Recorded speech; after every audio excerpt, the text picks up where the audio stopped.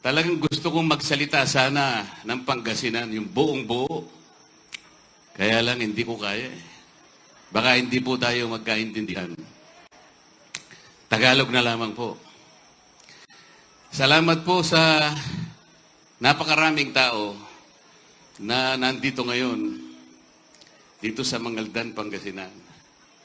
Sana po itong dami ng taong ito ay pwede naming isipin na kayo pong lahat ay sympathetic sa aming ipinaglalaban sa PDP laban. Pwede po bang isipin, pwede ko po bang i-conclude na kayo pong lahat ay PDP laban? Ako rin po naniniwala sa totoo lang. Dahil hindi naman po kayo pupunta rito, magsasakripisyo, napakainit po, siksikan, kung talagang hindi po kayo naniniwala sa pinaglalaban ng PDP laban. Pero sa dami po ninyo, at sa dami ng mga taong nakita ko na po sa maraming lugar na napuntahan ko, hanggang sa kaduluduluhan ng Mindanao, South Cotabato, Sarangani, Zamboanga, Sibugay, Catanduanes, sa Bicol Region, marami na po hanggang sa Norte, Puerto Princesa, Negros Island, Samar, Leyte, pati Leyte. Ganon din po karami ang mga taong tumatanggap sa amin. Bakit po sa survey? Bakit sa survey napakababa namin? Ako po, ang gusto nilang mangyari, number 22 na lang ako. At hindi na raw ako tataas doon.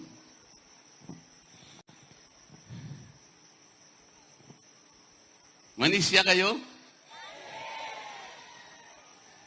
Ano po? Naniniwala po ba kayo? Kasi po, yung kabilang team, 12-0 daw sila. Manisya kayo?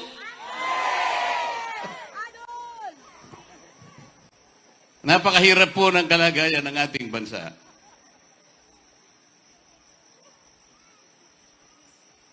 Sampig su sakay yakilo na blas na natan. Magkano po? Mambli o mura? Mambli. Totoo po yun.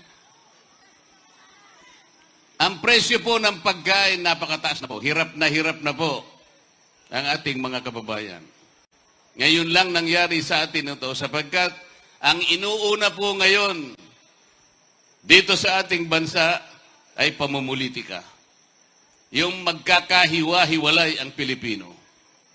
Ayaw po nilang unahin ang makakaganda sa kabuhayan ng bawat isang mamamayang Pilipino. Basahin po ninyo, kung nabasa nyo yung dyaryo ngayong umaga, ang sinasabi po, 15.5 million families ang nagsasabi po na sila ay mahirap. Ibig sabihin po noon, halos 77 million Filipinos ngayon ang nagsasabi, mahirap sila. Ako po naniniwala. Totoo yun. Nang sabi pa nung survey, 27% ng ating mahihirap na kababayan, nakakaramdam na po sila ng gutom. Gaano kasakit sa isang padre de pamilya o ina ng tahanan, makita niya yung anak niya, gusto niyang kumain, pero wala siyang makain. Walang kasing sakit po yun.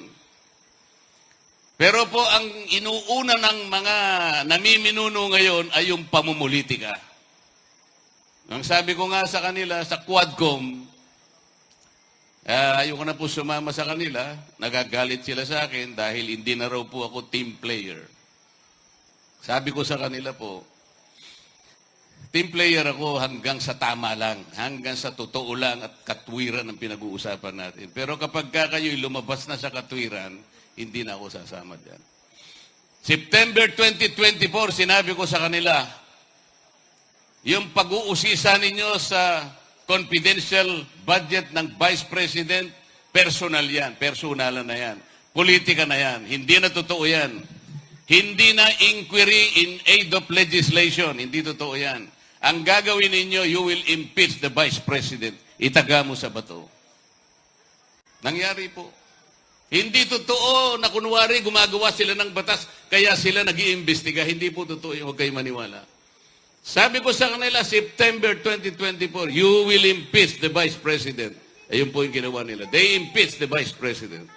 Quadcom, ang sabi ko, hindi ako sasama dyan. Hindi kayo gagawa ng batas. Hindi kayo tumawag ng napakaraming tao para magpatulong kayo sa kanila para magbalangkas tayo ng batas. Hindi totoo yan. You will crucify the former President of the Republic. Sabi nila, hindi namin gagawin. Nangyari po, totoo yan. Kapag ka po nanalo yung team na yon, tatanggalin po nila ang Vice President. Totoo po ito. Kapag nga po na sinabi ng mga kasama ko, 16 lang ang kailangan para tanggalin ang Vice President. Naghihintay po sila ng tamang panahon. Akala nila, mananalo sila at pag nanalo po talaga, tatanggalin nila ang Vice President. Paano ka ako gagawin ninyo? Inuusisa ninyo ang confidential funds ng Vice President. Tinanong ko yung COA, ilan po bang opisina ng ating pamahalaan ang merong confidential funds? Sabi po ng COA, 400 mahigit. Bakit 400 pala ang merong confidential funds at lahat naman ay naabisuhan ng COA na mag-submit ng ibang mga requirements to validate the utilization of the respective funds. Bakit naman ang opisina lang ng Vice President na tinarget nyo? Di magagalit ang mga tao, lalong-lalo na dito sa Mangaldan, napakatalino ng mga tao rito. Mahalata tayo na namemersonal tayo. Isa lang po ang tinarget nila, the office of the Vice President, yung pong mahigit na 400 kinalimutan. Hindi po totoo yung ginagawa nila. Then tinanong ko po, bakit tayo ang nag-audit? Kailan ka ako naging karapatan, kailan naging tungkulin ng House of Representatives tayo mag-audit ng paggasta ng pera ng bayan? Kailan? Basahin natin kahit sa ang batas, pakita nyo sa akin, sasama ako sa inyo. Wala po silang maipakita. So tinanong ko ang COA, maliban sa inyo, sino pa ba ang merong mandato, merong authority na mag-audit ng pondo ng bayan? Sagot ng COA, wala na po. Bakit ninyo binigay yung mga records dito sa House of Representatives? Bakit sila ang gumagawa ng tungkulin ninyo? Paano po? Sinabpi na po kami. Dahil ba sa sinabpi na kayo, ibibigay nyo na yung trabaho ninyo? Mali kayo. Bakit hindi nyo sinulatan ang aming speaker? Anong pangalan ng speaker namin? Bakit hindi nyo sinulatan ang speaker? Sasabihin ninyo, Mr. Speaker, pasensya na po kayo. Hindi namin pwedeng ibigay ang mga papeles na nire-review namin. Baka magkamali kami, baka magkasala kami. Labag sa batas po ang gagawin ninyo. Dahil kami lamang po ang binigyan na saligang batas ng karapatan na mag-usig, mag-audit, mag-usisa, mag-imbestiga ng pondo. Hindi po kayo. Kahit makarating tayo sa Korte Suprema, ilalaban namin ito, Mr. Speaker. Dapat ganito ang ginawa nila. Hindi po nito ang ginawa nila. Binigay nila yung mga papeles sa House of Representatives. Akala mo naman, marunong mag-audit ang mga congressmen. Wala naman kaming alam sa audit. Sabi ko po sa mga kasama ko, magsipag-resign kayong lahat, pagkatapos kung kayo'y qualified, nag-apply kayo sa COBA, at saka kayo mag-audit. Pero sa ngayon, dahil congressmen kayo, hindi kayo pwedeng mag-audit. Yun po yung nangyari. Walang batayan, walang basihan sa batas. ICC. Ano po sinabi? I will not cooperate with the ICC in any shape, in any form. Yun ang sinabi nila. I will be steadfast in my resolve not to recognize the jurisdiction of the ICC. Ang gagaling magsalita eh. Gagawin ko 20 piso ang 1 kilo ng bigas. Nangyari. Nangyari po. Dahil yung kuryente po, mura. Mambli. Meron naman kayong ayuda di ba? Meron kayong AKAP, meron kayong AX, meron kayong TUPAD, meron kayong MAIP, meron kayong 4Ps. Di ba? Kumpleto kayo sa ayuda? Wala po. Tama yung iniisip ko. Talagang hindi lahat nabibigyan. Alam po niyo kung magkano ang total nitong 5 ayuda na binibigay nila? 194 billion pesos. Ang dapat na nabibiyayaan, ang dapat na nabibigyan, hindi kukulangin sa 27 million na mahirap na Pilipino. Yun ang katumbas ng 194 billion. Ang dapat nabibigyan, hindi kukulangin sa 27 million na mahirap na Pilipino. Mangilan-ngilan lang ang binibigyan. Sa aking palagay, wala pang 10% ang nabibigyan sa 27 million Pilipinos. Dito, ilan po ang nabigyan? So, wala. Awan. Huray Maysa, awan? O, paano ngayon yan? Saan napupunta yung 194 billion kung hindi naman lahat nabibigyan? Ganito na lang po ang gawin natin. Pag nanalo ang PDP laban, ito yung gagawin natin. Lahat po ng kumukonsumo ng 2,000 pesos na worth of electricity per month, pababa. Libre. Libre. Bakit po? Pag ginawa natin yun, ang masisilbihan natin, 27 million poor Filipinos. 2,000 pesos pababa. Wala pang korupsyon. Bakit? Diretso sa inyo. Wala pang magpapapogi. Walang magpapasikat. Akala mo galing sa bulsa nila yung binibigay na. Hindi po kanila yun. Pera po ninyo yun, binibigay lang uli sa inyo. Sinusuli lang ang pera. Huwag kayong magpapasalamat sa kanila. Kunin po ninyo. Pandagdag din po yun sa inyong panggastos. Pero huwag kayong magpapasalamat. Ano pong gagawin natin? Marami na po nagsalita kanina, sinasabi nila ang kalagayan ng ating bansa. Talaga pang totoo. Totoo po talaga. Nagdudugo na po ang ating bansa habang nag-uusap tayo ngayon. Ang utang po natin ngayon nasa halos 16 na trilyong piso na. Bakit hindi po magkakaganyan? Lahat na lamang po ayuda. Ang ayuda po ay pantulong lang sa emergency. Hindi po sagot ito, hindi isang mabisang hakbang. Para sa ganon ay iahon kayo.